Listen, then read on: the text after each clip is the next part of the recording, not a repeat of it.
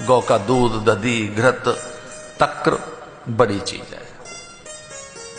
मेरा ऐसा विश्वास है कि अगर शिरोवेदन हो, ये बड़े प्रयोग हुए हैं, ये मेरी आस्था और केवल मेरी भीतर की गौ मान्यता है, इसलिए मैं नहीं कह रहा, पर इसमें बड़ी भारी शोध हुई है, बड़ी शोध हुई है।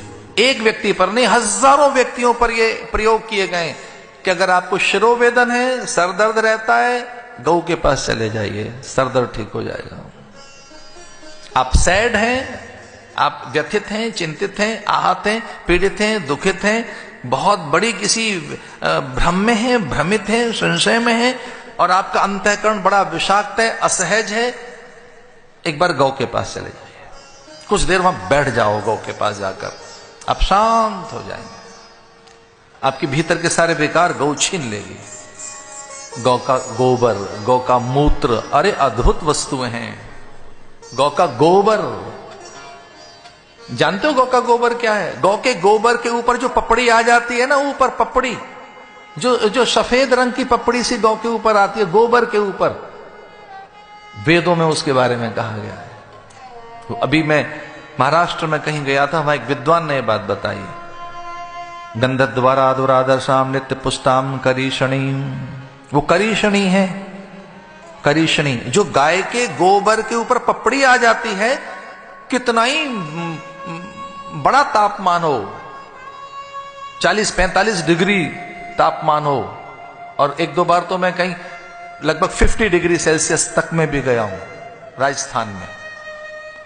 कितना ही बड़ा तापमान हो, गाय के हर चीज गर्म हो जाएगी, हर चीज तपने लगेगी, गाय का गोबर नहीं तपेगा, ये ध्यान रखना। कितने बड़े तापमान में आप गाय का गोबर छू कर देखें, आपका हाथ नहीं जलेगा। गाय का गोबर अपने ही तापमान में रहता है। जो उसके ऊपर पपड़ी आ जाती है, श्वेत रंग की झिल्ली जो आ जाती है, जो एक झिल्ली, उसे करीषणी कहते हैं, और वो बादलों को आकर्षित करती है कि बादल बरसें। जब कभी विपुल मात्रा में, जब कभी भारी मात्रा में गौएं इस धरती पर रही होंगी, तो बारिश बहुत होती थी, बहुत नहीं, उतनी जितनी चाहिए, जितनी किसान को, जितनी खेत को चाहिए, जितनी धरती को वर्षा चाहिए, उतनी वर्षा होती थी उस झिल्ली के कारण। मैं तो दूध की बात ही नहीं कर रहा, गाय के दूध की और दही की, मैं तो गाय के गोबर की झिल्ली की बात कर रहा हूं खाली।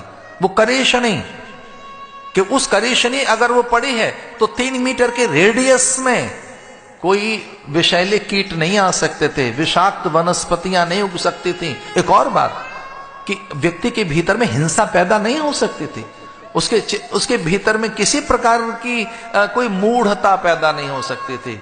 वो इतनी बड़ी औषधि है गाय का गोबर, उसकी झिल्ली। मूत्र की तो बात ही अलग है, गाय के मूत्र की।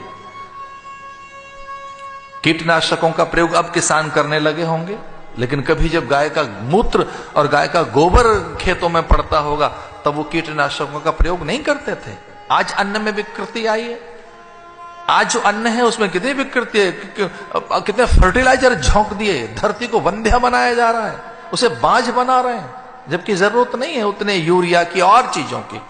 गाय का गोबर डालिए, गाय का मूत्र डालें आप, और गाय जो धरती की फर्टिलिटी है वो फिर से चैतन्य होगी।